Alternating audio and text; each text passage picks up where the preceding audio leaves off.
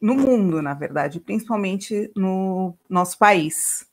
Então, a gente se colocar assim, né, numa situação de pandemia, né, uma coisa impensável, na verdade, quem é que nunca falou, mas isso daí é impossível, parar a economia é impossível, só numa hecatombe, numa coisa completamente fora de cogitação. E a pandemia é uma realidade, e ela é uma hecatombe mesmo nas nossas vidas, ela vai mudar completamente a forma com que a gente vive daqui para frente. Mas o que é interessante é que ela coloca uma lupa sobre a desigualdade que a gente vive no sistema capitalista, né? E como o Brasil é um país, como eu dizia, muito desigual, essas desigualdades elas vão aparecendo de uma forma cruel e escancarada. Nós que militamos, a gente sabe qual que é a situação da mulher trabalhadora, né, ordinariamente dentro do sistema, mas com a pandemia, ela tem se tornado um pouco pior daquilo que se vive ordinariamente mesmo, né? No Brasil, por exemplo, já tem uns 50 dias quase, em alguns lugares, a quarentena, né, o isolamento social, em muitos já se encaminha, ou se já se caminhou para uma questão de trancamento geral, o famoso lockdown, e cada semana nós atingimos níveis maiores de contaminação e de mortes pelo coronavírus, e mesmo com a subnotificação, o Brasil já é o 8º país do mundo em mortes pelo coronavírus. E, detalhe, né, com menos tempo de contágio do que os demais países. Ele é um cenário muito triste, isso é um cenário muito triste. Mas debaixo disso ainda tem questões muito cruéis, né? Como, por exemplo, a situação de pandemia e quarentena que escancara diversos aspectos de desigualdade e violência de gênero, que esse convívio forçado dentro de casa aumenta. Então, são confirmações pelo mundo e no Brasil de mulheres violentadas e assassinadas, e essa questão ela aumentou muito com a quarentena. Já existem estudos a respeito disso, já existem chamados de diversos órgãos internacionais a respeito disso. Então, a violência contra a mulher, ela já tem no capitalismo em crise estrutural, né, diversos aspectos.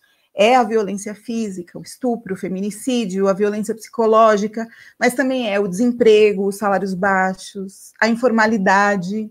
Nós não vamos esquecer que um levantamento que existe no Brasil é que, por exemplo, 72% das mulheres negras são empreendedoras, ou seja, não tem nenhuma proteção social do Estado. Nós também vivemos várias tentativas de criminalização do aborto, ordinariamente, perda de direitos, e tudo se exacerba nesse período de isolamento social, na quarentena, né? Se escancaram coisas graves, assim como a violência que eu acabei de citar, mas também o fato do trabalho doméstico ser considerado um serviço essencial em alguns países, em alguns estados do Brasil. No fato de que as mulheres pesquisadoras, isso já mundialmente, né, elas submetem menos artigos científicos do que os homens em quarentena. Aliás, em alguns lugares se fala até que aumentou em 50% a submissão de artigos científicos pelos homens. Então, são todos pequenos e grandes aspectos de violências que a mulher vive e que na quarentena estão realmente se mostrando a verdadeira face, a face mais cruel, né? Em março de 2020, a ONU já lançou um material, a ONU Mulheres lançou um material chamado Gênero e Covid-19 na América Latina e Caribe. Ele vai tratar do impacto do Covid-19 e das suas diferentes implicações para homens e mulheres. E, por exemplo, vai tratar da questão da violência doméstica e do fato que as mulheres trabalhadoras em geral, tanto trabalhadoras formais, informais, trabalhadoras domésticas, elas têm mais dificuldade de sobrevivência e mais dificuldade com a sobrecarga de trabalho durante a pandemia. Além disso, as mulheres, elas são linha de frente em profissões de cuidado, que são até chamadas de profissões femininas, porque tem muitas mulheres, como as socorristas, profissionais de saúde, enfermeiras, auxiliares de enfermagem, e elas sofrem por causa da falta de EPI, elas sofrem por causa do isolamento, porque, em certa medida, quem cuida da família são as mulheres. Nós sabemos a situação das mães solo no Brasil, e uma outra violência que se concretiza nesse tempo de pandemia é o fato delas serem deixadas por último, ou elas simplesmente não terem acesso a exames de detecção da Covid-19. Por quê? Se privilegia a testagem dos médicos em detrimento das enfermeiras, das auxiliares, mesmo porque tem poucos testes. Então, o trabalho essencial que elas exercem, ele acaba tendo esse aspecto de crueldade por causa da situação que elas possuem na sociedade, né? Eu falei há pouco da violência doméstica no mundo. O efeito da pandemia, em um estudo realizado, foi que, por exemplo, na China, aumentou em 3 vezes o número de denúncias de violência doméstica. Na França, aumentou em 30%. E na Argentina, aumentou em 25%. No Brasil, que ele é simplesmente o país em que existe um caso de feminicídio a cada 7 horas e que tem a 5ª maior taxa de feminicídio do mundo, as queixas de violência doméstica quase dobraram. Em São Paulo, quase dobraram, por exemplo, e no Rio de Janeiro, aumentaram em 50%. Com a necessidade de isolamento que a gente vive e a realidade de um relacionamento abusivo, a casa, que deveria ser o lugar mais seguro, que ele devia ser te proteger contra o vírus, que vai te assegurar que você não se contamine, ela vira um verdadeiro cativeiro. A mulher que vive numa situação de violência dentro de casa não pode sair de casa. Então, ela perde o acesso aos vizinhos, aos amigos, à família, não vê ninguém. E aí, com a pandemia, ninguém vai visitá-la. Então, a situação da violência, ela é gritante, né? Inclusive, as campanhas que existem por aí a respeito da violência doméstica na pandemia já estão tratando o seguinte: você vai ficar em isolamento, vai ser muito pouca a chance de você conseguir ajuda, suma com as facas da sua casa. Se sentir que você vai evite a agressão, não é para se submeter, é para tentar sobreviver mesmo, né? Vão para um canto da casa, longe das crianças, para que elas não sejam agredidas, fica de cócoras, coloca a mão na cabeça, protege os 2 lados da cabeça, os dedos entrelaçados. Essas são as orientações que a gente está contando em época de pandemia, né? E os aspectos da violência, além dessa violência física agressiva, que leva, inclusive, à morte, tem uma face de que agora se nega o direito à mulher de lavar a mão, de usar o álcool gel, de se tossir, vai para a rua. Nós sabemos que 70% dos casos de violência doméstica ocorrem dentro de casa e que uma mulher é agredida a cada 4 minutos no Brasil. Esses dados especificamente são do Ministério da Saúde. Tanto é assim que em 2015, aqui no Brasil, foi criado o crime de feminicídio, foi inserido no Código Penal, no artigo 121, parágrafo 2º, inciso 6º. E ele é um aspecto, o feminicídio, da violência estrutural. Ele é um crime de ódio, e o que move o ódio é a manutenção da dominação masculina, o sentimento de posse, o controle. A cultura machista, em que existe culpabilização da vítima, que ela apanha porque quer, fica porque quer, etc. Naturaliza a opressão, homem faz isso mesmo, é assim, e naturaliza, portanto, a violência de gênero, né?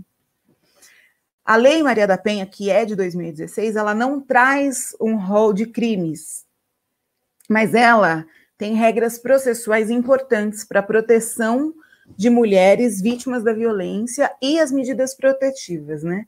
Então, ela vai ter uma saída ali para a questão da violência física, psicológica, injúria, difamação, calúnia, etc., que é importante na defesa, né? E essas medidas têm um problema, porque dentro da pandemia, o judiciário, com uma outra forma de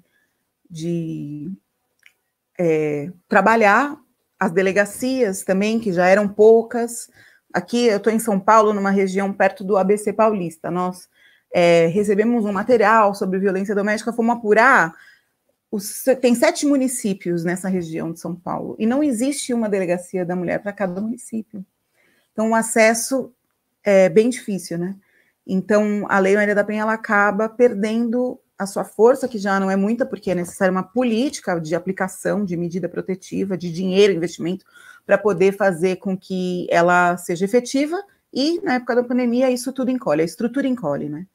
Então, a situação, mais ou menos, que a gente vive, ela é essa daí.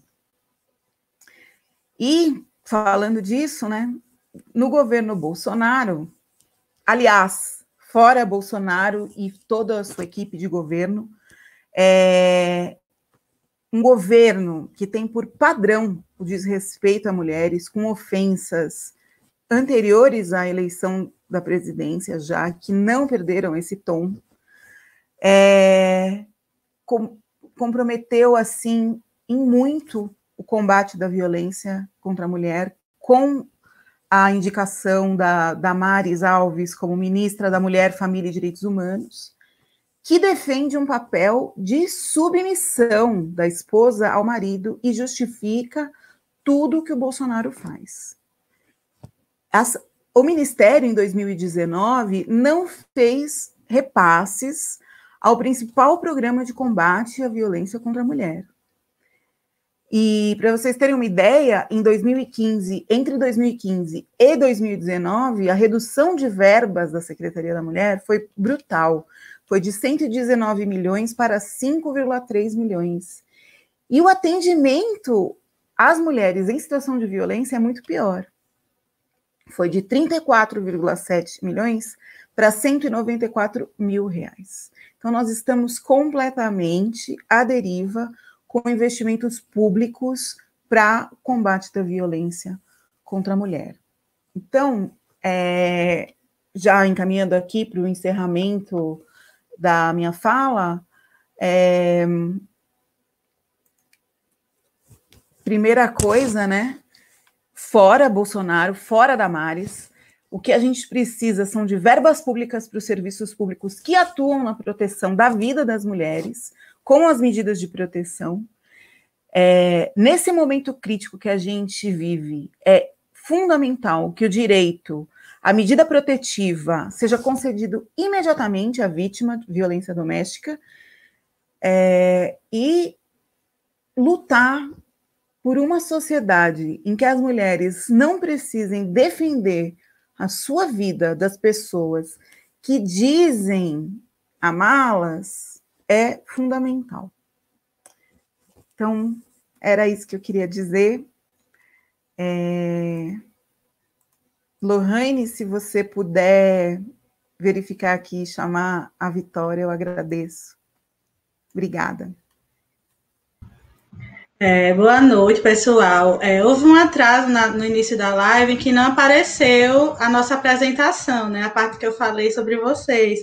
Então, essa foi a fala da Flávia, que é militante da emancipação socialista e advogada. E nós teremos agora a fala da Vitória, que é estudante de Direito da UNEAL e também é militante do Ofensiva Socialista, que é o coletivo também que eu participo.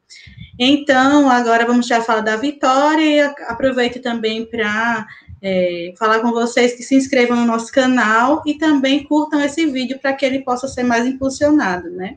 Vou colocar agora aqui a fala da Vitória E é isso, gente. Obrigada a todas e todos que estão assistindo e vamos continuar aqui no debate. Boa noite. Como foi falado, meu nome é Vitória Régia, eu sou militante do Coletivo Ofensiva Socialista e vou dar continuidade aí ao debate, né? Ressaltar algumas questões que foram faladas, complementar outras, e assim a gente vai. Eu acho que a primeira coisa, assim, que eu quero falar é que, e eu acho que é consenso isso, ser mulher e sobreviver no Brasil é um verdadeiro desafio, né? Eu, particularmente, acho muito estressante, acho desgastante, acho chato ter que ficar falando sobre essas questões, sobre feminismo, sobre violência contra a mulher toda vez, porque eu queria viver numa sociedade na qual eu não precisasse ficar lutando por direitos básicos, como pela minha vida, né? Porque a gente sabe que, apesar de ser resguardado legalmente, a vida das mulheres não é considerada no capitalismo, sobretudo a das mulheres trabalhadoras, né? A gente ainda não é vista como um ser humano na nossa plenitude. E eu acho que a vida dos trabalhadores também não, né? Tanto os homens quanto as mulheres. Aí eu queria remontar a um período histórico no qual a gente sabe que havia escrachadamente o machismo e a misoginia, né? Que é justamente a Idade Média. Na Idade Média, principalmente lá no século XV, a gente sabe que havia toda a propagação de um discurso misógino, né, de poderio da Igreja, da Inquisição, no qual eles falavam que havia a ação do demônio na face da terra através de seus agentes, que seriam os bruxos e principalmente as bruxas, né? E aí vai haver a demonização das mulheres, porque, segundo a Igreja, o Santo Ofício, as mulheres, elas estariam propensas a ter relações com o diabo e a estar mais atraídas a ficar e a trabalhar para o diabo, coisas desse tipo, né? Porque a gente sabe que a Igreja e o Santo Ofício só queria um pezinho para torturar, matar, perseguir, esquartejar mulheres. E aí a mulher vai ser estigmatizada durante esse período na Idade Média, né? A mulher que muitas vezes, naquela época, né, dominava a questão de ofícios, trabalhos, várias atividades, tinha a questão do curandeirismo, então as mulheres tinha a questão da medicina também, então elas tinham poções para curar coisas, para envenenar e tal, então elas tinham um domínio de muitas áreas do conhecimento. E aí, a partir desse momento, elas vão começar a ser consideradas inferiores física e intelectualmente em relação aos homens, né? Vai ser considerado um ser maligno, responsável por todas as desgraças da sociedade, do mundo e dos homens. E aí eu chamo aqui uma mulher maravilhosa que se chama Silvia Federici, que ela tem um livro chamado Caliban e a Bruxa, e nesse livro ela vai abordar justamente como é que essas mulheres que eram acusadas de uma série de coisas, de acusações fantasiosas, né? Como é que essas mulheres que vão ser condenadas, vão ser queimadas e tudo mais, como é que a gente vai relacionar isso com o desenvolvimento do capitalismo, né? Porque isso vai acontecer justamente no período em que vai haver novas exigências para o capitalismo, né? Então, você vai ter a derrocada em determinado momento da Idade Média, né, do modo de produção feudal, e começam a surgir as primeiras ali relações, os primórdios do capitalismo. E ela vai dizer o seguinte, olha, foi justamente nesse período inquisitorial em que as mulheres eram estigmatizadas, eram queimadas, eram criminalizadas, eram demonizadas, que a gente vai ver como é que vai se passar a impor uma desvalorização do trabalho feminino e também uma maior separação, uma maior divisão do trabalho, né? O trabalho produtivo e o trabalho da reprodução, da vida social. Então, seria aquele trabalho relacionado a lavar, passar, cuidar da casa, cuidar dos filhos, né? Que vai ser completamente desvalorizado e invisibilizado. E aí a gente pensa que essa questão da violência contra a mulher, né, ela ficou lá atrás, em períodos históricos passados, que hoje não é para tanto a gente reclamar, porque existem leis, né, tem todo o respaldo jurídico que protege a nossa vida, que protege, quando, na verdade, a gente sabe que não. A gente sabe que essa caça às bruxas, ela continua até hoje, ela é atual, né? A gente sabe que o Estado legitima essas violências, né? Contra grupos como mulheres, contra a população preta, a população indígena, aqueles movimentos de resistência, entre outras coisas. A gente está vivendo um momento, né, dessa pandemia do coronavírus, que é um momento muito delicado, muito complicado, como foi aí bem falado pela Flávia. Existe uma grande restrição à circulação, né? A gente tem mais dúvidas que respostas, o futuro é incerto, né? Tem uma série de serviços que estão interrompidos, o SUS está entrando em colapso, e há a questão da instabilidade econômica, da insegurança social. Então, são uma série de coisas que estão acontecendo, né? A gente fica se perguntando assim, meu Deus do céu, para onde é que vai a locomotiva da história nesse meio aí, nesse tempo? Né? Como é que a gente vai ser produtivo? Como é que a gente vai conseguir fazer as coisas? Como é que a gente vai manter nossa sanidade nesse período sem a gente saber o que é que está por vir? E com essa avalanche de problemas sociais vindo à tona, outras pandemias, outros problemas crônicos, assim como o machismo, vão vir também, vão se intensificar, né? Houve uma intensificação da violência contra a mulher nesse período de pandemia, segundo dados do Tribunal de Justiça do Rio de Janeiro. Até então, o aumento de denúncias de violência contra a mulher foi de 50%, quer dizer, mais de 50%, mais da metade de denúncias nesse período.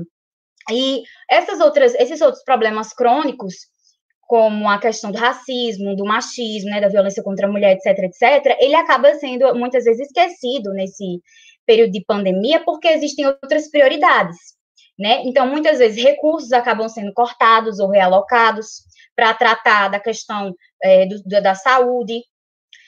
E aí, muitos programas e projetos também acabam sendo invisibilizados. As mulheres, no caso, que é o foco da gente aqui, elas acabam ficando realmente relegadas a Deus dará.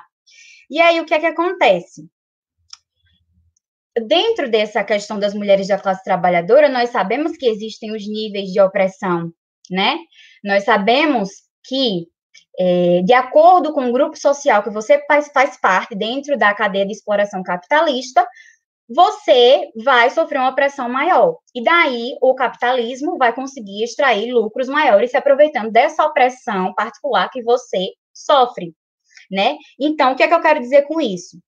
Eu quero dizer que as opressões são mais cruéis, né, de acordo com esse pertencimento a determinados grupos étnico-raciais, de acordo com a sua orientação de gênero, sexual, de acordo com a sua religião, habilidades, né, e também no que tange a laços migratórios. Isso significa que o capitalismo vai extrair muito mais lucro se aproveitar dessas opressões que essas mulheres sofrem, desses vertentes aí, mulheres pretas, mulheres indígenas, mulheres LGBT, né, lésbicas, bissexuais, não binárias, mulheres muçulmanas, as desempregadas que vão fazer parte do exército de reserva industrial, né? Quando a gente fala assim de feminismo classista, é importante, algumas dessas perguntas são importantes. Quais? Qual classe social você faz parte, né? Qual é o cargo, qual é o emprego que você ocupa? Você está desempregado, você faz parte desse exército de reserva industrial? E aí, com o confinamento forçado, e também essa instabilidade e crise econômica, que recai muito mais para a vida do trabalhador, muitas mulheres vão acabar sendo forçadas a ficar 24 horas com os seus maridos, né? E aí, há uma intensificação da violência. Agora, veja bem essa questão. O Bolsonaro, em determinada fala dele, disse o quê? Uma fala repugnante, aliás, que iria haver um aumento da violência doméstica porque as pessoas não estão trabalhando e todo mundo briga e ninguém tem razão. É crime trabalhar, né? E aí ele, nesse discurso, se a gente fizer uma análise, não precisa ser muito profunda, mas analisando assim, vendo o histórico dele, o que é que a gente sabe? Ele é um misógino e um machista de carteirinha, né? Ele não está preocupado, de fato, com a vida das mulheres. Ele não está preocupado se mulheres estão apanhando nas suas casas. Essa é a verdade. O que está por trás desse discurso dele é que ele quer fazer o povo sair do isolamento, né? Se ele realmente tivesse preocupado com a vida do povo trabalhador, dos homens e das mulheres trabalhadoras, eles não estavam propondo MP, medida provisória, que relativiza e joga no lixo uma série de direitos e garantias dos trabalhadores. E não basta a gente ir muito longe para perceber isso, né? Nesse período de crise, as mulheres são um dos grupos mais afetados, né? Justamente porque ocupa os cargos mais precários, né? Aí a gente faz a questão, a gente analisa a questão das vivências de cada uma. Se a gente for observar, por exemplo, a situação das mulheres, das empregadas domésticas, que eu acho que é muito importante a gente falar isso, porque, salvo engano, o primeiro óbito aqui no Brasil de coronavírus foi de uma empregada doméstica, né? A patroa veio da Itália e passou para ela. E aí a gente percebe que essas mulheres, muitas vezes relegadas aos piores postos de trabalho, a maior parte da base que se submete à informalidade no Brasil é composto por mulheres pretas, periféricas, né? Então, essas mulheres estão relegadas aos piores postos de trabalho, aos postos de trabalho mais precários, muitas vezes sem fiscalização. Com essa questão da informalidade, elas ficam... Ai, valeu, Samira. Elas ficam sem garantias trabalhistas, né? Direitos vão pelo ralo, questão de salário fixo também não tem. Então, a gente viu recentemente também um decreto que foi absurdo, repugnante, que dizia que o serviço doméstico, o trabalho doméstico, era considerado um serviço essencial. E a gente percebe como é que funciona essa maquinaria capitalista, né? O trabalho essencial, na verdade, é o trabalho sacrificial, como disse o Silvio Almeida, né? Significa você sacrificar uma parte da sociedade, fazer eles saírem de casa em detrimento de uma normalidade, em detrimento não, para que haja uma normalidade, para que haja determinado grupo, uma parcela da população que fique resguardada, que seja salvaguardada, que não entre em contato com esse vírus, mas o resto da população tem que sair, porque é justamente isso que está acontecendo com os trabalhadores informais, com entregadores de delivery, com as empregadas domésticas, as trabalhadoras domésticas, a questão dos moradores de rua também, que estão numa grande situação de vulnerabilidade social, né? E, na verdade, a expressão correta, né? Nem moradores de rua, pessoas em situação de rua. Tem a questão, como eu falei, dos trabalhadores e das trabalhadoras autônomas e informais. E o que é que o governo relega para essas pessoas? Mas deixa eu fazer um parênteses rapidinho. Por que é que eu estou falando dessas questões assim, de conjuntura política também? Porque existe uma série de violências que são perpetradas contra nós mulheres da classe trabalhadora e que são respaldadas e que são legitimadas pelo Estado e pelo direito. Essa questão da mulher ter que sair de casa, ter que pegar ônibus, ter que pegar metrô, que está apinhado de gente, está lotado, né, suscetível a pegar coronavírus, a ser contaminado, isso é uma violência do Estado para com a mulher, né? Existem várias violências invisíveis aí nas teias de relação capitalista, que a gente sabe que existe, e que muitas vezes passa despercebido quando a gente vai fazer análise. A gente sente isso na nossa realidade, a gente sente essa opressão, essa exploração, a partir do momento que a gente abre os olhos, né, a gente já é afetada pelas relações capitalistas, e muitas pessoas acham que isso é abstração, mas isso é um tipo de violência contra as mulheres. E aí o governo simplesmente dá duas alternativas para a gente, que é o quê? Ou você fica em casa e você morre de fome, provavelmente você tem quase 100% de chance de morrer de fome, você vai ficar sem salário, porque você não tem uma dispensa remunerada, ou então você saia de casa para trabalhar. Oi, Zilas. Você sai de casa para trabalhar, e talvez haja uma taxa percentual aí de 50% de chance de eu ser infectada com coronavírus. Mas aí, veja, eu tenho 50% de chance de eu ser infectada saindo de casa, mas indo buscar o meu sustento para botar comida na mesa, porque a gente sabe que tem muitas mulheres aí, chefe de família, né? Ou então, eu fico em casa, mas aí eu tenho praticamente 100% de chance de morrer de fome. Porque é isso que o Estado burguês, o governo Bolsonaro, ele relega para os trabalhadores nesse momento. Então, nessa questão também das empregadas domésticas, entra a questão de que a gente tem um racismo estruturado na nossa sociedade, a gente tem que considerar o nosso contexto e o nosso histórico estruturalmente racista, né? E que nós, pessoas brancas, nós temos privilégios herdados desse passado escravocrata, né? Os corpos pretos, os corpos periféricos, eles são acometidos diariamente dessa violência institucional e dessa violência estrutural. E aí, o que acontece? Só para encerrar essa parte já está 15 minutos. Só para encerrar essa parte das empregadas domésticas, eu cheguei ao ponto de ver depoimentos. Depois eu quero que vocês olhem, se vocês puderem. Tem um movimento que se chama... deixa eu ver aqui. Pela Vida de Nossas Mães, que está sendo um movimento que está aí lançando um baixo-assinado lá no site change.org, né, change.org, e é uma série de filhos e filhas de mães trabalhadoras domésticas que estão lutando para que elas tenham a garantia de uma dispensa remunerada. Você vendo os depoimentos, é uma coisa estarrecedora, é absurdo o nível de desumanidade que esses patrões chegam, sabe? Que esses sinais chegam, porque o discurso é do tipo, não, mas tem não como você ficar aqui de quarentena com a gente, você faz parte da nossa família, já fica aqui de quarentena com a gente vai precisar tanto de você, porque eu não posso acabar com a minha unha feita lavando prato. Quem tem que fazer isso é você, né? Tipo assim, a minha unha tá tão bonita, eu fiz ontem minha unha com manicure. Eu não vou gastar ela lavando roupa, né? Por favor, mulher. Não, mas e a minha família, né?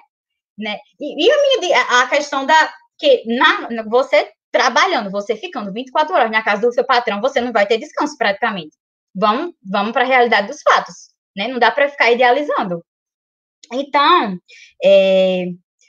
é bem isso aí. Você tem, na verdade, se for fazer uma metáfora, uma analogia, é como se fosse assim, o capital, enquanto chupa-cabra ou minotauro, o que é que ele vai requerer? Ele vai requerer sangue, né? Aí os governos, eles pegam e dizem assim, tá certo, vamos pegar aqui uma parte da população, uma parte grande da população, que são descartáveis, e a gente vai entregar para esse minotauro, para esse chupa-cabra, né, no altar ao deus capital.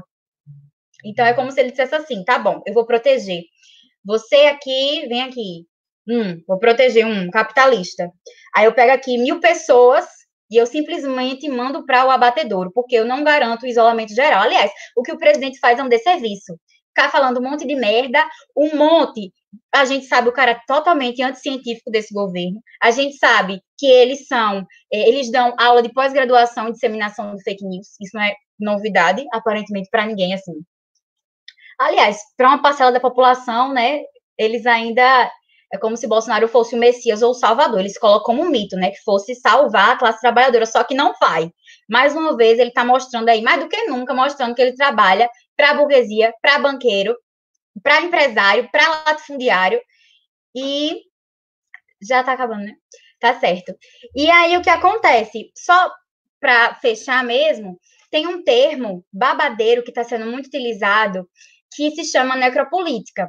E nesse período de pandemia, vem a questão da pandemia por coronavírus, outras pandemias sociais, e esse termo, ele vem a calhar mais do que nunca, né? Porque, veja, necropolítica, aí você lembra, um corpo necrosado, uma putrefação, né? O capital, ele escolhe quem vai viver, quem vai morrer, quem ele vai privilegiar, que vai ter acesso ao sistema privado de saúde, que a gente sabe que o SUS, apesar de ser um sistema público de saúde, está sendo defasado aí há anos, e quem vai simplesmente ficar relegado Deus dará, né? E as mulheres da classe trabalhadora são uma das que mais sofrem com isso aí. É complicado você... Lohane, quando você quiser, tipo assim, não tem mais tempo, você me trave. É sério. Tipo, aí essa questão também, né, da gente cobrar das pessoas que elas têm os higienes básicos, né, de estar lá sempre lavando a mão, de estar limpando as superfícies, de estar uma série de coisas, sendo que grande parte da população não tem nem acesso à água potável, grande parte da população, aqui em Arapiraca mesmo, o que é que acontece? Você tem que esperar, né, é um revezamento que faz, quando está em determinados bairros e outro não tem água. Se você não tiver uma cacimba, uma cisterna, caixa d'água, você fica sem água, ou então você vai comprar água, né? Aí como é que eu vou cozinhar, como é que eu vou limpar, como é que eu vou limpar a casa, e se eu tiver casa, porque como é que a pessoa vai fazer um isolamento social numa casa que você tem, tipo assim, 2 cômodos, num barraco, né? É difícil. Qual é a resposta que eu vou dar para essas pessoas? Deixa eu ver se tem mais algum ponto, só para eu terminar mesmo. Sim, e aí o Estado, a União, os municípios, quem deveria estar fazendo alguma coisa por essas pessoas, não faz. Uns menos, outros menos e menos, né? Porque a gente sabe que a garantia de políticas públicas, esse negócio de garantia de políticas públicas, eu não estou falando nem no via revolucionária aqui, viu? Porque via revolucionária é acabar com o sistema capitalista. Tem que ser falado isso. Eu estou falando de questões dentro do próprio Estado dito democrático de direito, Estado social de direito, né? Porque dizem que a gente ultrapassou, já superou o Estado liberal de direito e tal, mas só que é muita falácia também. Mas eles não fazem, eles não garantem que o povo fique em isolamento para que não haja mais disseminação do coronavírus, entendeu? E é isso, está levando as pessoas para o abatedouro.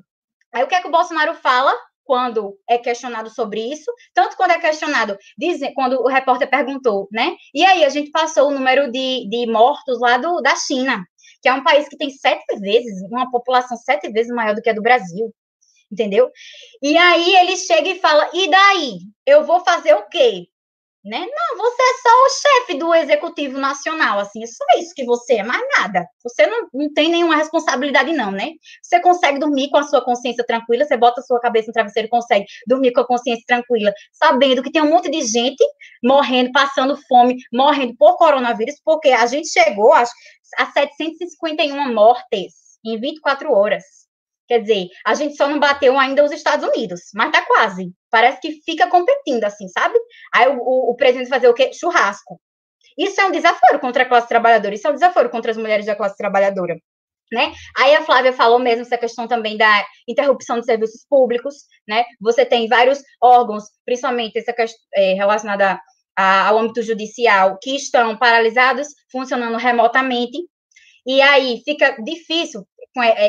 Tem mulheres que não têm acesso à informação, que não tem nem telefone, não sabe qual é o número né, para ligar, não sabe como é que vai denunciar. Aí tem determinados tribunais, determinadas delegacias que estão fazendo a questão de serviço eletrônico, sites para a pessoa fazer boletim de ocorrência online, só que muitas mulheres, meu amor, não vão saber usar essa tecnologia. Muitas mulheres não têm internet, não, porque a gente não pode ficar olhando as coisas a partir da perspectiva só da nossa bolinha, né? Muitas mulheres não têm telefone, smartphone, computador, notebook, fora quando esses serviços estão fora do ar, também tem essa questão. Então, assim, só para encerrar mesmo, enquanto você tem mulheres, porque isso é luta de classes puras, assim, não tem outra coisa, a gente tem que falar isso.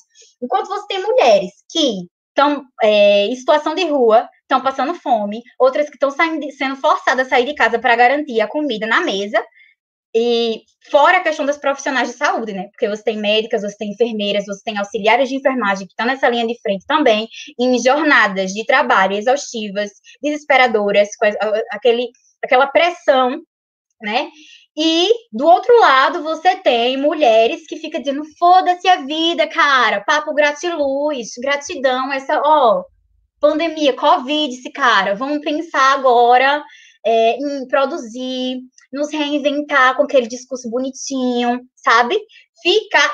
É um absurdo, né? Elas lá, no hiperconforto do apartamento delas, veja como é a luta de classe. No hiperconforto do apartamento dela de um condomínio de classe média, ou classe média alta, ou alta, e simplesmente que se foda as pessoas que estão morrendo. A gente no olho do furacão e a pessoa ainda quer cobrar que a gente seja produtivo e ficar agradecendo a pandemia, que é o cúmulo do absurdo. Então, de antemão, o que eu quero falar é isso. Aí, nas perguntas, a gente vai desenvolvendo melhor as temáticas. Então, gente, nós tivemos aqui a fala das nossas camaradas, da Flávia e da Vitória, e agora nós vamos fazer um bloco de perguntas, né? Vou fazer 3 perguntas de cada vez e cada uma vai poder falar e dar as respostas. Eu vou começar aqui com a pergunta da Mônica Buarque, que ela faz o questionamento sobre os homens. Deixa eu colocar aqui na tela. Homens que evocam a animalidade superada, talvez. Famílias convivem com estupro silenciosamente. Durante a quarentena, como prevenir esses abusos? Então, como prevenir que esses abusos que acontecem cotidianamente, né? Eu vou passar para mais uma pergunta aqui da Mônica. Para o novo humano da sociedade comunista, o que falta para que a família possa ser livre, mas ao mesmo tempo regulada sob esta que é a regra fundamental do existir humano? Então, vocês vão anotando as perguntas. Deixa eu procurar a próxima.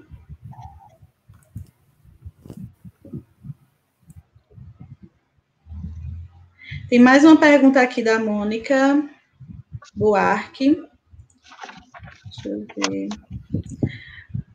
Como a mulher trabalhadora pode estar vivenciando esse momento em que a produção da vida material aparentemente parou, mas a reprodução do cotidiano está mais do que nunca sobre suas costas?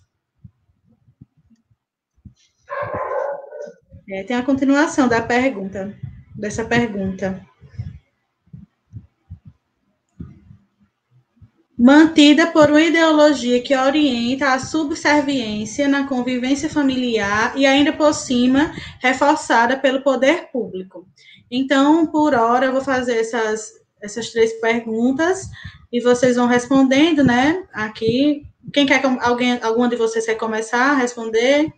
Quem se propõe? Pronto, a Flávia vai iniciar. Eu coloquei no chat do StreamYard, Vitória, a pergunta inteira que eu fui caçando ali conforme você foi falando. Então, como ela acabou saindo cortada, fica um pouco difícil. Na verdade, ela faz uma reflexão desde o que trata lá da Eliette Safiotti, sobre patriarcado e capitalismo, essa relação, que são sistemas com dimensão social, política, ideológica e econômica, que estão ligados, né? No entanto, o capitalismo surge do patriarcado, atingindo um grau soberbo de sujeição da mulher ao homem em decorrência das subordinações das relações de reprodução às relações de produção. Então, acho que aí vem as perguntas ali, né? O novo humano na sociedade comunista, o que falta para que a família possa ser livre, mas ao mesmo tempo regulada sob esta que é a regra fundamental do existir humano, né? A questão é a seguinte, né? Nós falamos sobre patriarcado aqui, nossas falas, talvez não utilizando essa expressão assim propriamente dita, porque parece mais uma fórmula de o problema é o patriarcado, e ela fica vazia, assim, né, do conteúdo, porque a gente perde a dimensão histórica do conceito, assim, né. Na verdade, esse debate é um debate muito interessante e muito importante, porque entender as origens das coisas e como as coisas funcionam é fundamental para o militante para poder lutar contra o sistema que está posto, né. Então, o que ela está colocando é que um sistema de submissão das mulheres, que é o patriarcado, dele e da sua exacerbação surge o capitalismo e um se liga ao outro de uma forma que hoje o que a gente vive é uma relação indissociável dos dois, né? E tão indissociável que no livro Para Além do Capital se trata sobre a libertação das mulheres como condição para que a sociedade se liberte. Na verdade, é impossível que dentro da sociedade capitalista a mulher seja verdadeiramente livre. Por quê? Não tem como o Estado arcar com o trabalho não pago que as mulheres reproduzem dentro das suas vidas domésticas, né? Até vou usar aqui a expressão que ela usou, né? Na reprodução da vida do cotidiano. Esse custo não tem como a sociedade arcar. Então, enquanto não tem como a sociedade arcar, a gente vai continuar submetido. Então, somente com o rompimento do sistema é possível a gente pensar na liberdade real das mulheres, né? Então, um novo ser humano, o novo homem ou a nova mulher que se trata, ele tem que ser um ser humano completamente já inserido numa sociedade de liberdade. Vai ser um processo de transformação lento, porque os valores da sociedade capitalista, eles estão todos dentro, né, das pessoas, né? O que são esses valores? O egoísmo, o individualismo, a exploração do outro e a naturalização da exploração do outro, a naturalização da violência, para você conseguir o que você quiser. Então, que no macro é a exploração de uma classe sobre a outra, né? Então, são essas fases todas, né? Quer falar alguma coisa sobre isso, Vitória? Tô falando agora, tô normal? Estão me ouvindo? Não, acho que fui contemplada pela sua fala. Porque a pergunta dela foi tão grande, tão extensa, assim, que eu fiquei até desnorteada, mas eu gostei. E é bem isso mesmo, assim, se fosse para resumir essa questão mesmo, sobre a questão do patriarcado, né?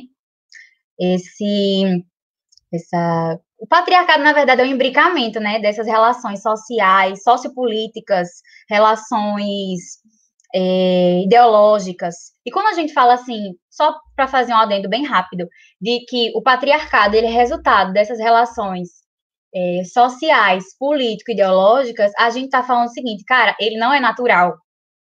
O patriarcado, a inferiorização das mulheres, a subordinação das mulheres não é natural. Essa docilidade que é cobrada das mulheres, enquanto dos caras não é, o cara é macho alfa, o cara é aquilo outro, ele teria uma superioridade natural, não é verdade. Isso se ancora em bases, né, bases concretas, né, que acham, que pregam justamente essa questão da obediência e da subordinação das mulheres aos homens. E, tipo, essas relações são tão fortes que acaba que nós, mulheres, a gente introduz isso tipo, na nossa cabeça, na nossa subjetividade, e a gente acaba também meio que ajudando na reprodução dessas relações que nos oprimem, né?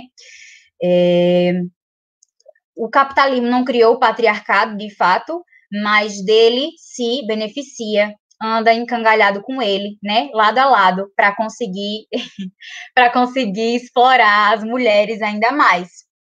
E no que tange a isso, eu acho que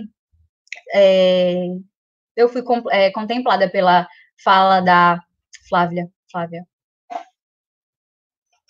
Só queria fazer aqui um fechamento, porque ela fala assim, a mulher trabalhadora agora na pandemia está sofrendo nas suas costas toda a questão da reprodução do trabalho cotidiano, né, mais do que nunca.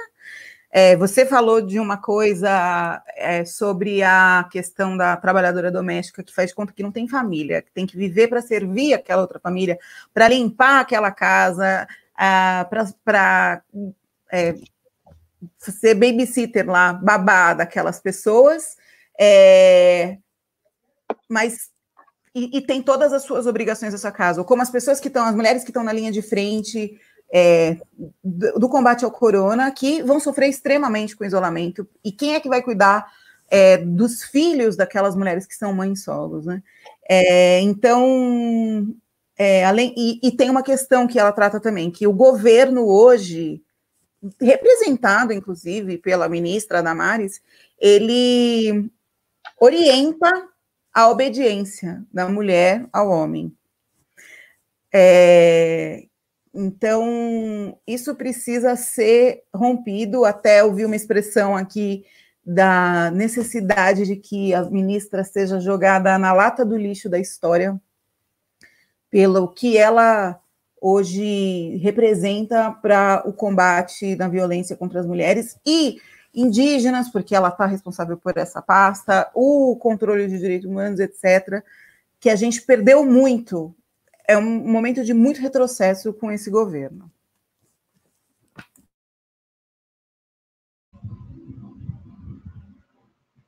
Então, continuando aqui sobre as perguntas. Oi, vai falar alguma coisa? Só um negócio, porque, assim, eu sou lenta, vocês já perceberam, né? Então, tipo, sobre essa questão do trabalho, da produção material e da reprodução da vida, né? Bicho, não tem como lembrar do livro da Silvia Federici, mais uma vez, infelizmente vou citar ela, porque a mulher é perfeita, realmente. O ponto zero da revolução, né, que trata dessa questão de exploração, reprodução da vida social e tudo mais.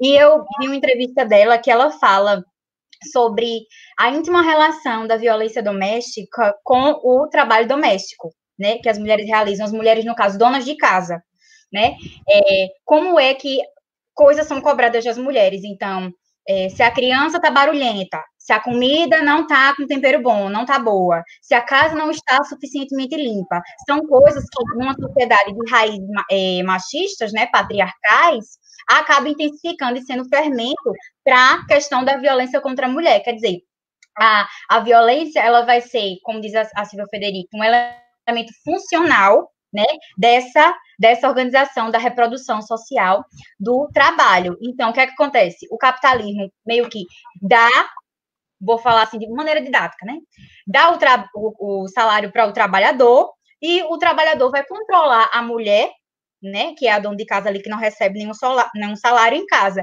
Então, vamos aos fatos. O que é que o trabalhador está representando em casa? Ele está representando o Estado opressor ali contra a sua mulher, né? E aí ela vai relacionar esse trabalho doméstico, com a questão Deixa só eu pegar aqui a citação dela. Sim, ela vai dizer o seguinte: não se vê que esse é um trabalho que está beneficiando os empregadores, que são parte da produtividade que gera acumulação de capital, que é parte da máquina capitalista, né? O trabalho doméstico, a gente vai ser introduzido na nossa cabeça, desde quando a gente é criancinha, essa questão do trabalho doméstico. Então, o trabalho doméstico vai passar a caracterizar as mulheres, né? As relações femininas.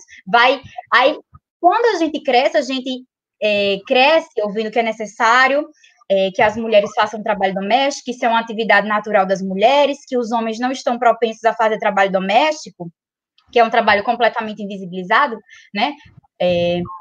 A gente se sente mal se a gente dizer não para os nossos pais, para os nossos maridos, para os nossos filhos, e não realizar determinado trabalho doméstico, né? Porque, ora bolas, a gente nasceu para fazer isso, não? Isso é uma característica da gente já, uma característica natural, enquanto o homem não. O homem tem outras... Valeu, Cacau. O homem tem outros atributos, outras questões naturais dele, e a gente tem que ser subalterna e submissa e fazer o trabalho doméstico caladinho, em silêncio. E tem uma citação dela também no ponto da Revolução, bicho, que eu acho, assim, incrível, que ela diz assim, ó, bate-se na esposa e joga-se a raiva sobre ela quando está frustrado o homem trabalhador, ou exausto em decorrência do trabalho, ou quando se é derrotado em uma luta. Quanto mais o homem serve e recebe ordens, mais ele manda em casa. A casa de um homem é o seu castelo. E sua esposa tem que aprender a esperar em silêncio quando ele está de mau humor, a recompor os pedaços dele quando estiver quebrado e estiver praguejando contra o mundo. As mulheres têm encontrado maneiras de reagir, só que de forma individual. Aí elas fazem um chamamento. Como é que a gente vai trazer essa luta do chão da cozinha, né? Que a gente fala do chão da fábrica, ou fala do chão da cozinha? Do chão da cozinha, né, dessas relações privadas para a questão pública, né? Como é que a gente vai trazer isso para as ruas, para a gente se organizar? Aí ela fala, essa fraude que se esconde sobre o nome de trabalho doméstico é totalmente naturalizado, sexualizado, porque isso se torna um atributo da gente, como eu disse, e a gente pode não servir a um homem, especificamente, numa relação direta, mas a gente meio que serve a toda uma estrutura patriarcal, né? Então, a gente, de qualquer forma, está nesse imbricamento. E é por isso que ser chamada de mulher é tão degradante, é tão pejorativo, né? Você é uma mulherzinha, né? Fazendo alusão a isso. E aí, outra coisa também que ela fala é as mulheres são dupla, triplamente oprimidas, né? A gente sabe que tem essa questão das opressões dentro da própria classe trabalhadora, a questão étnico-racial, orientação sexual, como eu falei, habilidades também, porque a mulher com deficiência, às vezes, é muito invisibilizada pelo movimento feminista, e a gente está, assim, saturada, né? A gente trabalhou, a gente foi lá para o trabalho, para o posto de trabalho, trabalhou, chega em casa, tem dupla, tem tripla jornada, tem os filhos para cuidar, tem isso, tem aquilo. Se a mulher, por exemplo, trouxer trabalho para casa, ainda tem um trabalho que ela tem que fazer em casa.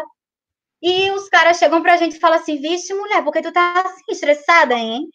Oxe, bota um sorriso nessa tua cara, mulher. É uma frase que qualquer homem, nas palavras da Silvia Federici, se sente legitimado para perguntar, né? Desde o marido, o cobrador do ônibus ou o patrão, nas palavras dela. Aí, depois a gente fala mais coisas. Então, vamos voltar às perguntas, né? Eu vou fazer umas 4 perguntas aqui, porque aí vocês já vão respondendo de acordo com o que vocês forem, né? Entendendo. Aqui tem uma pergunta do Marcos. O que vocês acham do feminismo liberal e do discurso do empoderamento independente de classes? Essa pergunta. Vamos para a próxima. A pergunta do Zilas. Camaradas, como as organizações revolucionárias podem fazer frente hoje à opressão do patriarcalismo sem cair no identitarismo estéril ou liberal? Então, são 2 perguntas que se comunicam, né, um pouco. Uma pergunta do Henrique. No governo fascista, os direitos das mulheres sofrem ataques diários. Como enfrentar essa conjuntura? Eu vou colocar uma pergunta minha também. Como o capital utiliza-se do patriarcado para explorar ainda mais as mulheres? Depois que vocês responderem essas, a gente abre mais um bloco de perguntas e para poder finalizar. Certo, gente?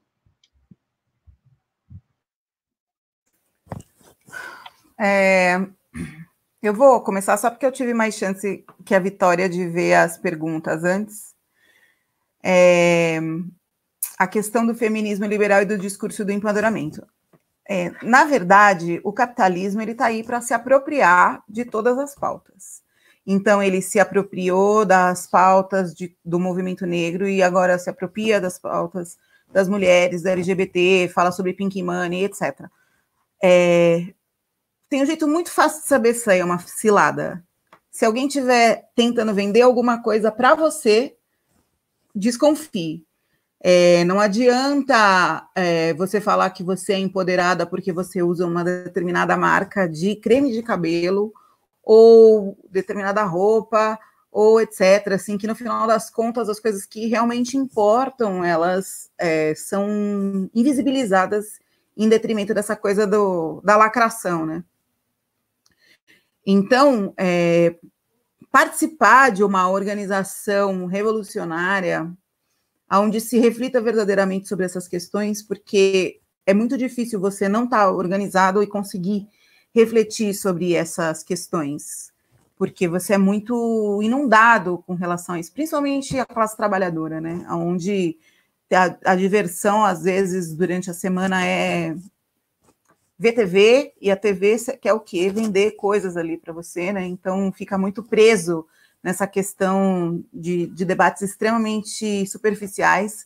Até a Vitória, a gente conversou outro dia, lembrou do caso de uma mulher branca chamada Gabriela Pugliese, se eu não me engano, que fez uma festa e no meio dessa festa, no meio da pandemia, ela gritou, foda-se a vida. Então, depois ela fez uma meia-culpa. Parece que o contrato dessas pessoas que são consideradas influenciadoras, que é uma profissão agora, né, mais escancaradamente, assim, da propaganda, né, da venda, né, parte da produção, como a produção se realiza no capitalismo, né, ela prevê que você não pode se envolver em polêmicas, e ao se envolver nessa polêmica, vários contratos ela perdeu, né? Só que Isso é o exemplo da superficialidade daquilo que ela lacra, trata, empodera você, mulher que faz ginástica, que trabalha, que cuida da sua vida e compra as coisas que você quer, né? Então, a superficialidade disso é que num tempo como esse, onde o próprio capitalismo entra em xeque, porque os valores dessa sociedade que eu falei, que são egoísmo, individualismo, eles estão totalmente em xeque. O que está valendo aqui agora é a solidariedade. O que está valendo aqui agora é o senso de coletivo. Se você não usar uma máscara, não é a sua vida que você está colocando em risco, né? É a vida de toda uma comunidade que você está colocando em risco, né? Ele cai por terra, né? Então, participar de uma organização, ele é fundamental para isso, né? Vitória, por favor. Tá. Deixa eu só ver aqui os pontos que vocês falaram.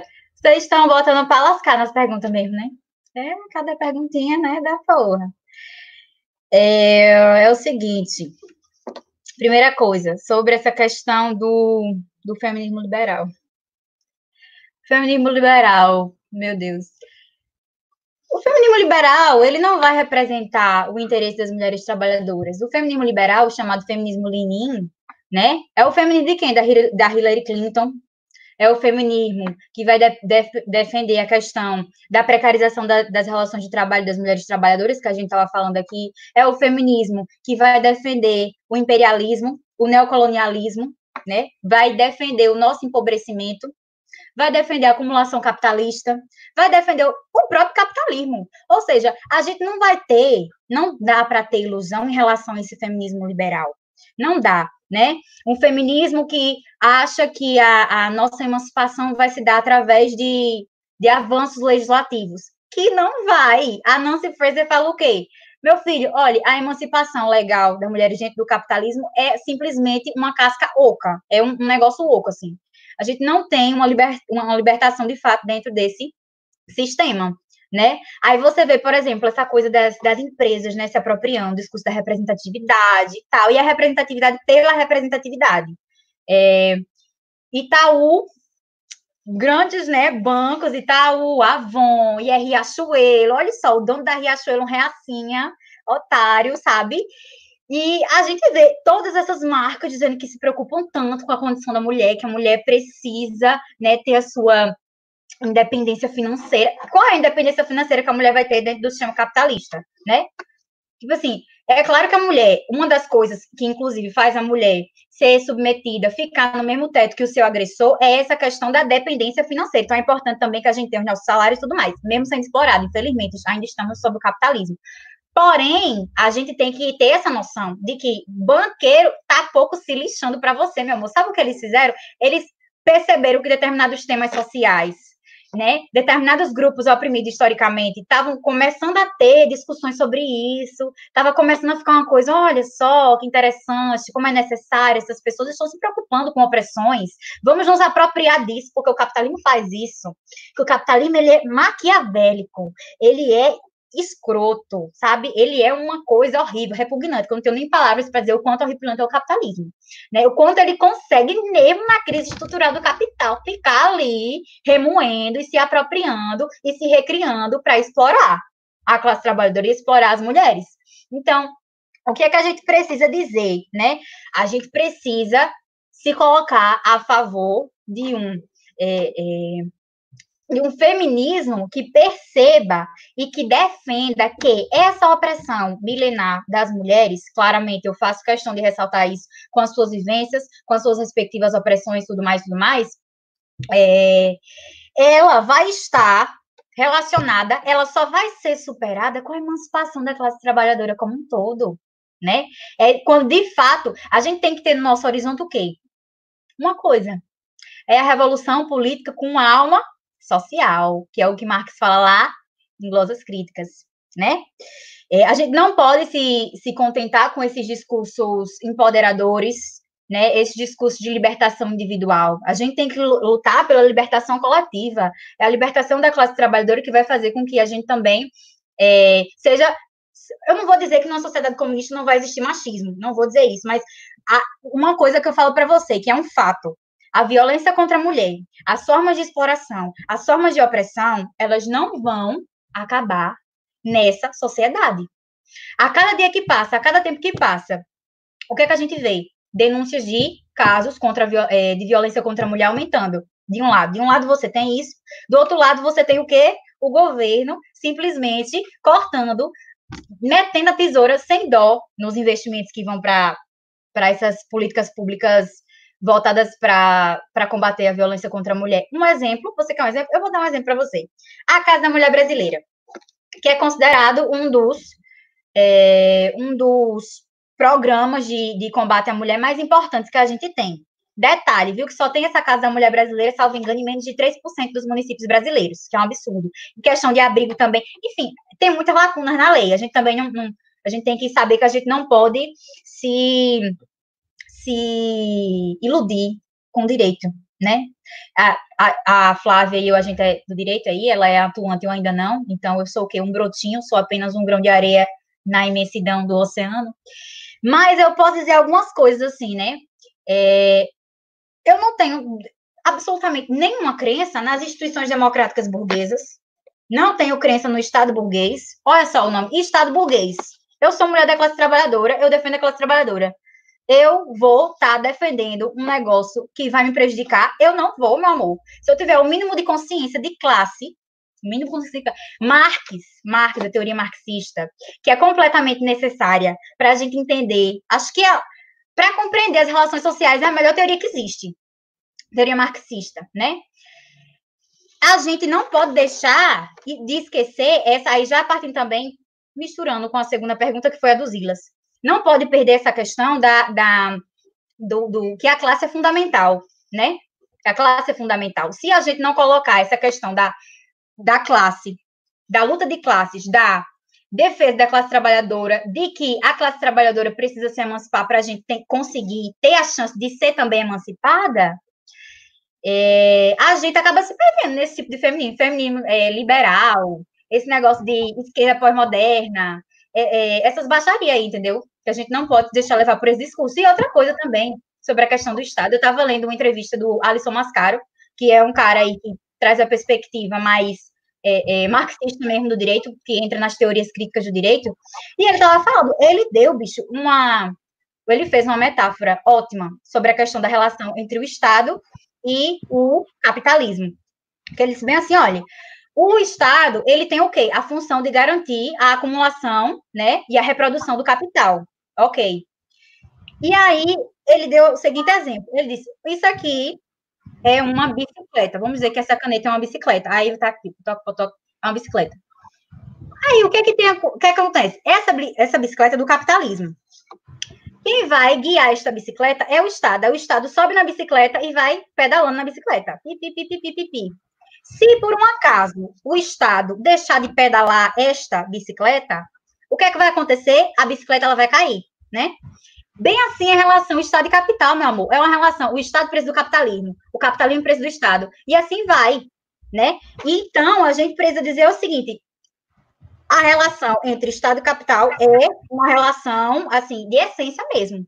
O capital, ele está pouco se ligando para a existência, para as condições de vida dos trabalhadores. O que ele está preocupado é o quê? Exploração, meu amor. Exploração de mais-valia, é extrair riqueza da classe trabalhadora. Por que é que o Bolsonaro, ele fala para o povo sair, o povo trabalhar? Sai de casa, bota sua vida em risco, vá. Meu amor, por quê?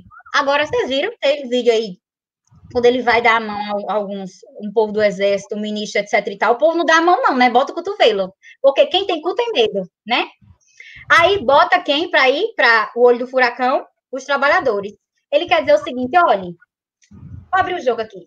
Se a gente fosse entrar na cabeça do Bolsonaro, que só tem merda ali, mas tipo, quem é que ele representa? A burguesia e os banqueiros. Mas seria mais ou menos assim, ó, é porque, tipo assim, a burguesia, ela não produz riqueza. Não produz riqueza, né? Quem produz riqueza é quem? É a classe trabalhadora. Oh, meu Deus, a classe trabalhadora parando, não teremos a produção de riqueza mais. Pois é, porque quem produz são os trabalhadores. Ele mesmo admite isso, né? Então, as organizações revolucionárias, as organizações aí, os militantes, a gente tem sempre que estar ressaltando, falando, né, trazendo à tona essas pautas, porque a situação das mulheres, as discussões sobre feminismo, as discussões sobre a condição da mulher, tipo, reprodução social da vida, é muito importante a gente estar falando sempre, né? Porque vez ou outra. Até porque, como a gente está numa sociedade machista, racista, etc e tal, a gente acaba que a gente reproduz determinadas coisas racistas e machistas. E se a gente não tiver sempre no autocrítica, não tiver sempre ali prestando atenção no que a gente está falando, quais são as nossas atitudes, se a gente está levantando a voz para determinada companheira, se você está intimidando, se você, às vezes você acha que você não está, mas você está, né? Então, inclusive entra na questão mesmo da manipulação, né, que a Flávia falou aí das violências, a questão da violência psicológica, né, você tá fazendo violência psicológica com sua própria a colega ali de militância, sua companheira de militância, para não falar da questão de irmãos, mulheres, companheiras, namorados, etc e tal. Deixa eu ver. Aí o Henrique falou da questão de quê mesmo? De como é que a gente vai conseguir... Eu acho que, Vitória, eu acho que a gente tem que continuar nas perguntas aqui, certo? A Flávia, eu acho que a internet dela deve ter caído, porque sumiu aqui da imagem dela, mas assim que ela voltar, eu coloco ela de novo para responder as perguntas, mas por enquanto eu vou falando algumas perguntas que já estavam aqui, para que vocês possam responder também. Espero que a Flávia consiga entrar de novo. A pergunta do Luiz Eduardo, já se naturalizou a ideia de que o trabalho doméstico é dever das mulheres. No caso dos homens, quando os mesmos realizam tais serviços, são parabenizados. Gostaria que comentasse isso. Vamos lá para a próxima pergunta. A pergunta da Mônica, gostaria que Vitória falasse mais das mulheres chefes de família, são majoritariamente negras, sofrem como trabalhadoras informais e com abandono dos companheiros, são presas fáceis. Deixa eu dar continuidade aqui nas perguntas. Tinha a pergunta do Arthur. Gostaria de ouvir vocês falarem sobre a participação das mulheres nos movimentos revolucionários da história. República dos Palmares, Comuna de Paris, Revolução Russa, Revolução Chinesa, entre outras. Vamos para as próximas. Tem outra pergunta do Luiz Eduardo sobre também a legislação no combate à violência contra a mulher. Qual é a sua real efetividade? Acredito que você falou um pouco já sobre isso, mas pode tentar, né, continuar ou então falar um pouco sobre isso mais. Deixe-me ver aqui mais perguntas, que tem muitas perguntas aqui. Rapaz, o povo está interagindo. Qual a relação entre violência doméstica na pandemia e o trabalho doméstico? Então, essa questão do trabalho doméstico está sendo muito pontuada aqui também. Deixa eu continuar aqui nas perguntas.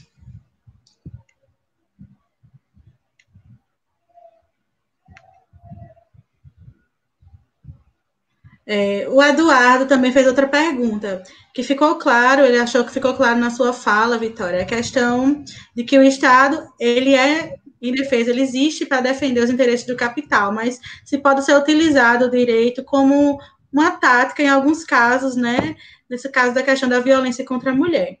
Eu vou separar algumas outras perguntas aqui, feminismo liberal, tem outra pergunta aqui, feminismo liberal, feminismo em si ou feminismo para si? Não sei se vocês conseguiram acompanhar todas as perguntas, mas eu acredito que agora só vai dar para responder essas mesmo, né? Porque a gente já está se encaminhando para o final aqui da live, então eu gostaria que vocês respondessem essas perguntas e depois fizessem as considerações finais para que a gente possa encerrar a live, certo?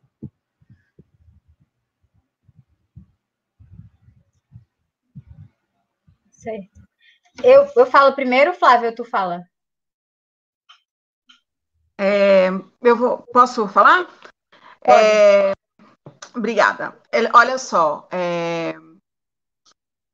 a questão do trabalho doméstico, né, de ser naturalizado, a Vitória acabou abordando isso numa parte da fala dela lá, da primeira pergunta da Mônica, né, mas naturalizado não é, né, na verdade é aprendido assim. O que eu queria tratar dessa questão é que o homem trabalhador, ele tem uma obrigação aqui, ele tem uma obrigação de apoiar a mulher trabalhadora nesse embate contra o capitalismo e o patriarcado e as questões machistas, etc. Ele tem a obrigação de se revisar o tempo inteiro nas suas falas e nas suas posturas, porque é lado a lado que a gente vai lutar. E não adianta a gente falar sobre emancipação dos trabalhadores, etc., etc., e o homem trabalhador bater na mulher em casa, ou achar que ele é melhor que ela, ou dentro de uma questão política, nunca deixar as mulheres falarem, ou você só dá valor à fala de alguém quando ela é dita da boca de um homem, não sair da boca de uma mulher, né? Então, isso é uma questão que a gente vive sempre, eu vivo isso, não importa o quão qualificada eu seja, sempre existe um homem que precisa tratar da questão para que ela seja validada, né? Pode até não ser na minha militância, etc., que na minha militância, na verdade, se isso acontecer, eu vou dar o maior esporro da vida no homem que tentar me atrapalhar a minha fala e não ter essa questão, porque a questão da militância já é um outro nível superior, na verdade, né? Não é nem falando da questão do homem trabalhador que não milita, mas a questão é que é preciso que os homens assumam o seu papel. As mulheres não estão aqui para ensinar nada para ninguém. Ensinar a se comportar como um ser humano e em frente a uma mulher ver outro ser humano, nós não estamos aqui para isso. Tá? Então, é imprescindível que os homens assumam o seu papel e tenham uma postura dentro da emancipação humana, inclusive para a superação do machismo e do patriarcado, né? Sobre a lei. Não sei a opinião da Vitória e da Lohane, mas eu sou da seguinte opinião. A questão é de vida ou morte para as mulheres, né? Não tem muito... nós temos um problema com relação que a polícia que vai ajudar a mulher, ela é a mesma polícia que vai ser racista, é a mesma polícia que vai colocar, repreender os trabalhadores, tal. Só que a questão é que é a nossa vida. O homem que bate na sua mulher, que é um fiel candidato ao feminicídio, inclusive ser assassino de mulheres, das mulheres que supostamente ele ama, né? Ele precisa ser tirado do convívio, né? Nós não temos hoje condições de ter uma polícia trabalhadora, dos trabalhadores em armas defenderem as mulheres e ter uma opção paralela de cuidado. Então, a lei, ela não é suficiente, ela não vai resolver o problema, mas num momento que nós vivemos, muito antes de qualquer pré-revolucionário, nada disso, ele é muito longe, muito distante de tudo isso, ele é fundamental que existam leis de proteção. Então, não sei se é a mesma opinião das colegas, mas é essa questão. O rapaz que tinha falado sobre o fascismo, né? Realmente, num regime fascismo, o corpo da mulher é colocado em evidência, né? E é o que a gente está assistindo aqui agora. Na minha fala, eu não sei se ficou muito clara, mas eu tentei ressaltar que existe também um encaminhamento para criminalizar o aborto legal, que é o mínimo do básico da dignidade da mulher que tem possibilidade de abortar, que hoje a lei permite. Existe um movimento para querer cortar isso, né? Então, dentro de um regime fascista, então, muito pior. Acontece que a gente tem vários processos ainda para dizer que a situação, para viver, para se dizer que a situação no Brasil é fascista, mas que nem por isso nós não podemos negar que nós temos um presidente com aspirações fascistas. Sim, ele vai conseguir, se ele não vai conseguir. O bom é que ele é um idiota tão grande que nem... ele está lá para fazer uma cortina de fumaça e para destruir aqui os nossos direitos, né? Acho que talvez o projeto de poder dele, talvez de entregar o poder para o exército, sei lá o que passa na cabeça desse homem, não se concretize, né? Então, mas existe sim, o corpo da mulher, ele é sim matéria para se legislar num regime como esse, né? Como é que a gente enfrenta, gente? Na verdade, a resposta é a mesma para todas as perguntas, né? Como se enfrenta a naturalização do trabalho doméstico, como se enfrenta a questão da legislação e suas alternativas, como se enfrenta a questão das ideias fascistas, etc. E essa luta toda, ela é mesmo com a possibilidade de abrir a cabeça das pessoas, né, principalmente dos trabalhadores. Então, não tem outro jeito, eu defendo ainda que é a organização que ajuda a gente a enfrentar os problemas e que vai levar a gente a qualquer superação desse sistema hoje, né. É isso.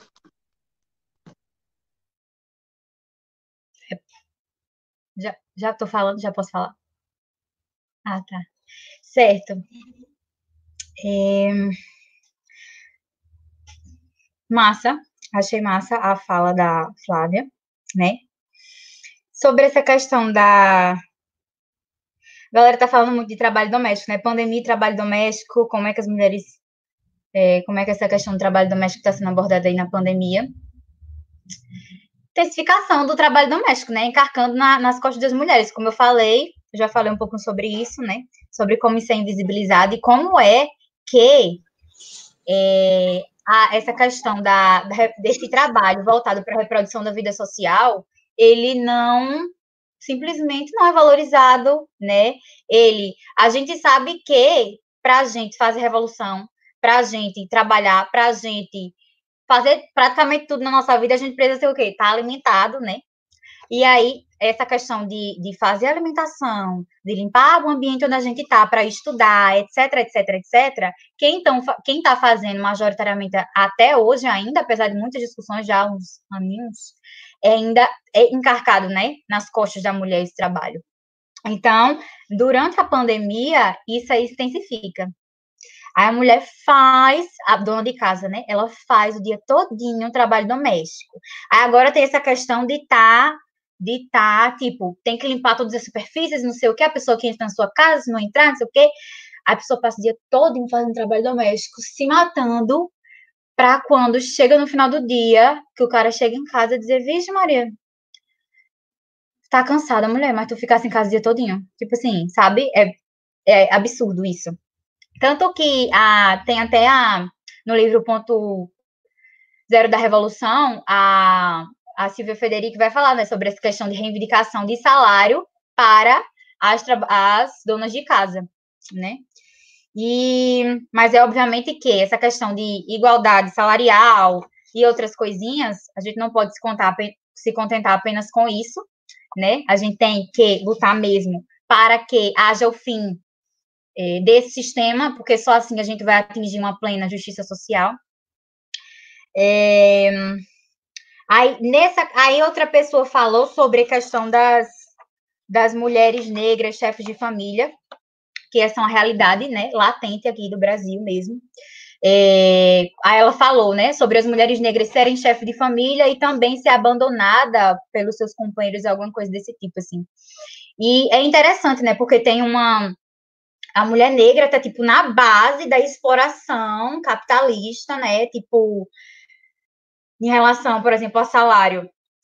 Saiu pesquisa, acho que foi do IBGE, mostrando, né, que vem homens brancos, depois mulheres brancas, depois homens pretos, depois mulheres pretas, tipo, na base mesmo, no olho do furacão ali, tipo, nos empregos mais precários, tudo mais, como eu falei no início também. E outra questão, então, elas acabam sofrendo muito com isso, né? Vem a opressão e vem a exploração e junto com isso vem a opressão. E tem também essa carga histórica de racismo que a gente tem, uns outros questionamentos aí que eu acho que não cabe nem a mim ficar falando sobre isso, assim, tipo, não é minha vivência, mas tem a questão, né, da solidão da mulher negra e várias outras coisas e sequelas que as mulheres negras sofrem que mulheres brancas não sofrem, né? Então, enquanto mulher branca, a gente tem que perceber e entender esses privilégios que a gente tem, né? Que mulheres negras, com suas vivências aí, não têm, né? Outra coisa também sobre essa questão. Sim, aí outra coisa também, eu vou esquecendo, vou lembrando, e assim eu vou.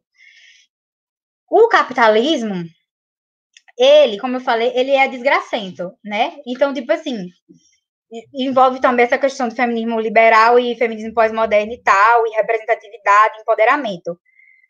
É tipo assim, ele chega aí e fala, bicho, é o seguinte, vamos dizer, eu sou a personificação, não vou não ser a personificação do capital, Deus me livre. Temos aqui a personificação do capital, aí tem a mulher negra, né? Aí ele chega pra mulher negra e fala assim, olha, você é um ser humano, você tem direitos, você enquanto mulher negra, realmente. Mas, assim, você vai estar na base da exploração, tá bom? Você vai ficar nos piores empregos e eu vou criar condições materiais para você ficar nessa condição, tá bom? E se você não conseguir galgar cargos maiores, a culpa é sua, porque meritocracia, meu amor. Você está com fome, você não tô nem aí. É a questão de seu esforço, é basicamente isso. Tem até aquelas histórias, né, que o povo compartilha, porque uma coisa vai ligando com a outra, assim, de que poxa, manchete, mulher catadora de lixo estava no lixão e de repente encontrou um livro de direito civil do Pablo Stossi, começou a ler o manual de direito civil, de repente passou para a juíza.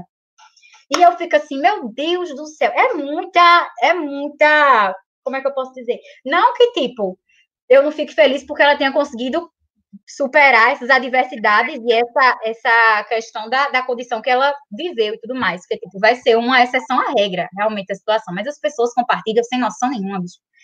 E aí, o que eu estava falando mesmo? Sim, aí o capital, ele vai dizer isso, não, você realmente tem direitos, você é um sujeito de direito, você é isso e aquilo, porém, vou deixar você nas piores condições, tá bom? Aí, as mulheres negras, o movimento negro, luta, beleza. O que acontece? Mulheres negras, mulheres pretas, né, em alguns cargos de poder, né, você teve, por exemplo, a questão do Barack Obama. Barack Obama assumiu a presidência do país, dos Estados Unidos, a maior potência imperialista atual. Dilma assumiu a presidência do Brasil, etc e tal. Mas, tipo assim, representatividade pela representatividade. Quem é que Obama está defendendo? Houve um aumento de mortes de jovens negros nos Estados Unidos durante o governo do Obama, sabe? Obama coadunava com imperialismo, não veio para romper essa lógica. A mesma coisa com Dilma, entendeu? Um monte eu estava olhando dados, um monte de recurso cortado. Vou resumir agora. Um monte de recurso cortado e, tipo assim, bicho, eu vou partir para a pergunta do Eduardo, porque senão eu vou me estender. Sim, é sobre essa questão das revoluções também, que o Arthur falou. Rapaz, as mulheres, historicamente, são, assim, é um grupo que está na vanguarda, sabe? Por exemplo, Revolução Russa, né? Um dos momentos de reviravolta, assim, na história mundial, né? Da face da Terra. E as mulheres na linha de frente, meu amor. Né? As mulheres tomando o céu de assalto juntamente com seus camaradas, meu amor. Né? Por isso que essas questões, elas têm que ser debatidas. Aí a Kollontai até faz uma crítica no livro dela, a nova mulher e a moral sexual. Ela vai dizer, olha, os camaradas ficavam falando o quê? Não, vamos pensar na revolução primeiro, depois pensamos em outras questões, porque senão, né? Aí tem a questão de identitarismo. A gente tem que falar dessas questões, dessas opressões que as mulheres vivem, sim, e isso não significa que a gente está sendo identitário, não. A gente coloca trabalho, questão como fundante, marxismo, classe como fundamental para a gente, é claro. E essa questão de você dizer que é tudo identitarismo, na verdade, significa você estar passando um verdadeiro pano com desinfetante para o machismo dentro das próprias organizações, né? Há de ser dito. Sobre a questão do que o Eduardo falou,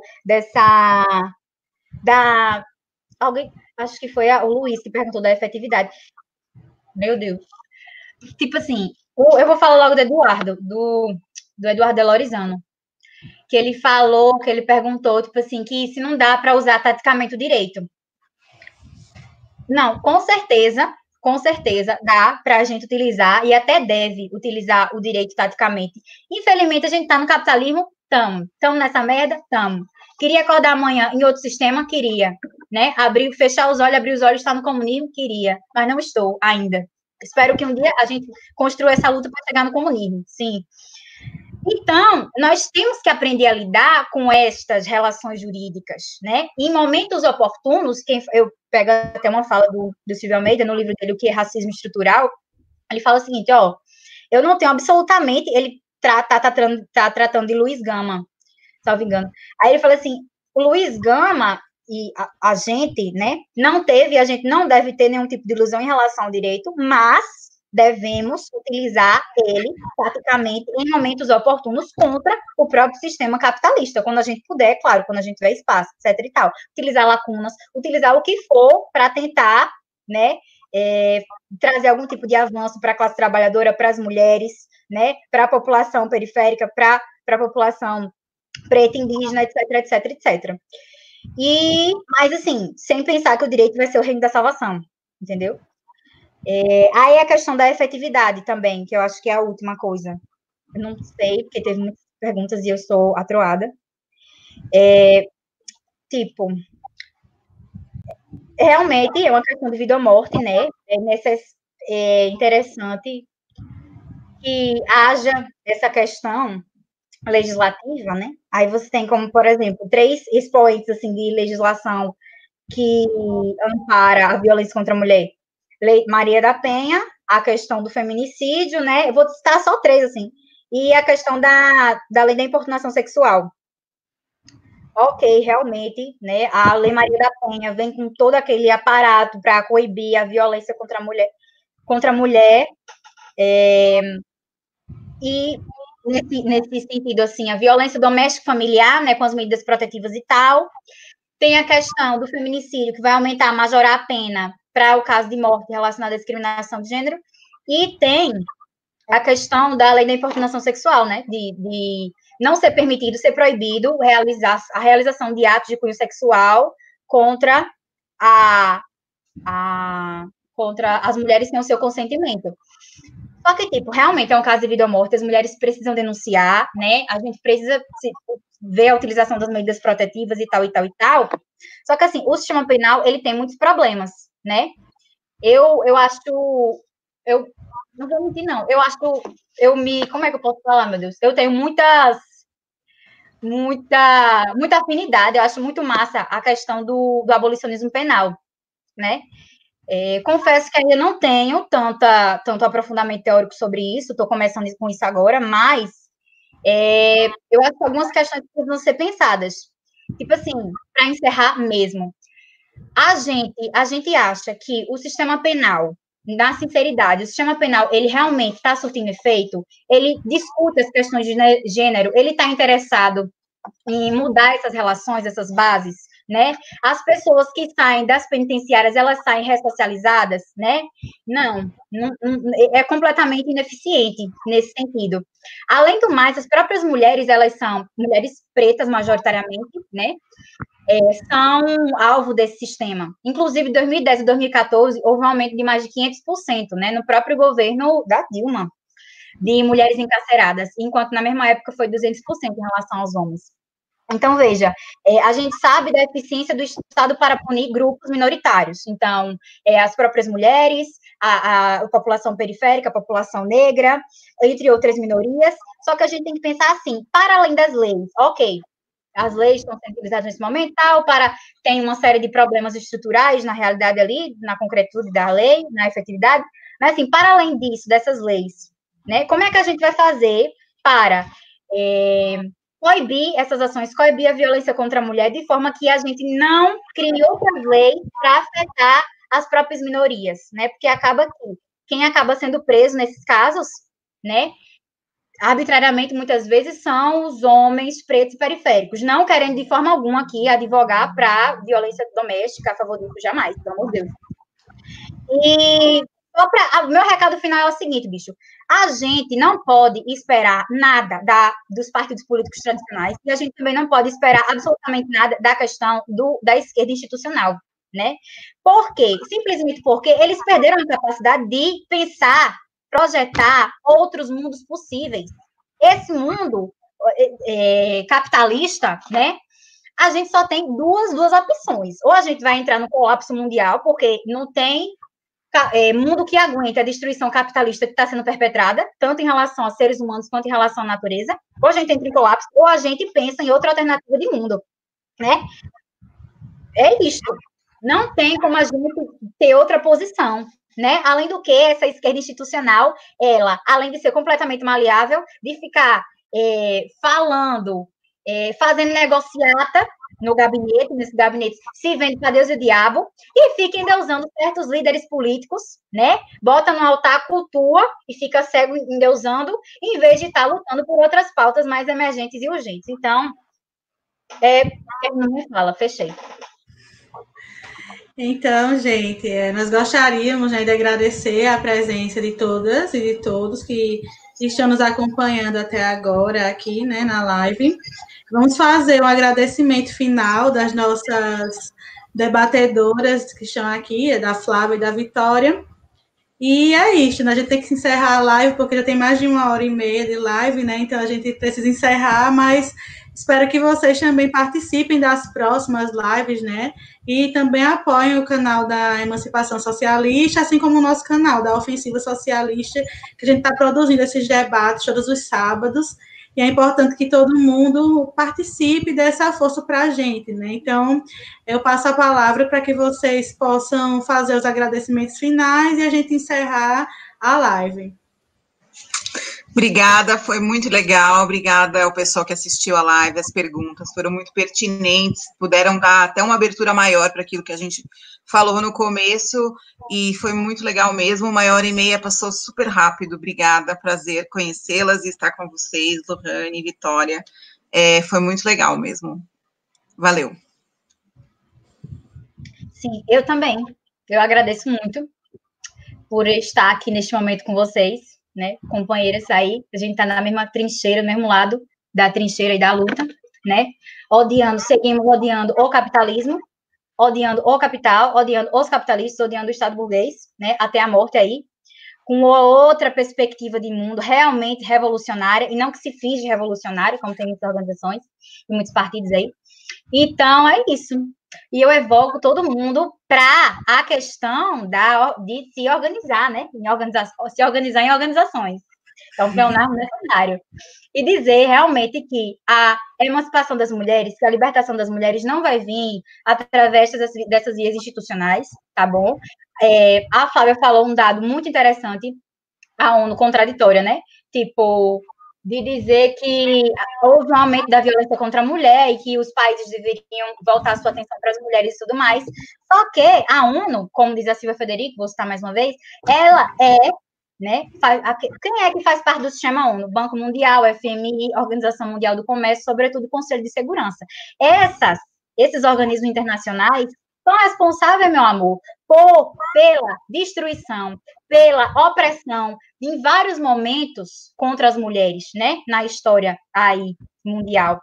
Então, as mulheres têm que fazer auto-organização, tem que ser uma construção pela base mesmo, e é isso aí, meu amor. Fora Bolsonaro, fora burguesia, ódio a burguesia sempre, e avante.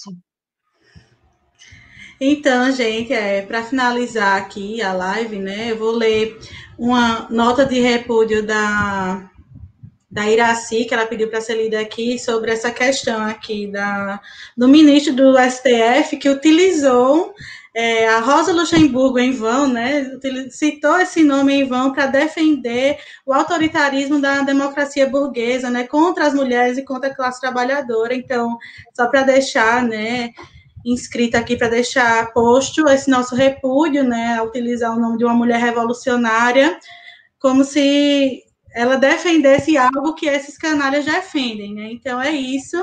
Eu agradeço a participação das debatedoras, da Flávia e da Vitória. Agradeço todo mundo que ficou até agora, né? A todas e a todos que estão aqui com a gente. E a palavra de ordem é revolução mesmo, é a revolução das mulheres, revolução da classe trabalhadora, e que a gente siga firme nessa luta. Então, muito obrigada. Fora Bolsonaro! Fora Bolsonaro e fora todos os capitalistas. Tchau, pessoal.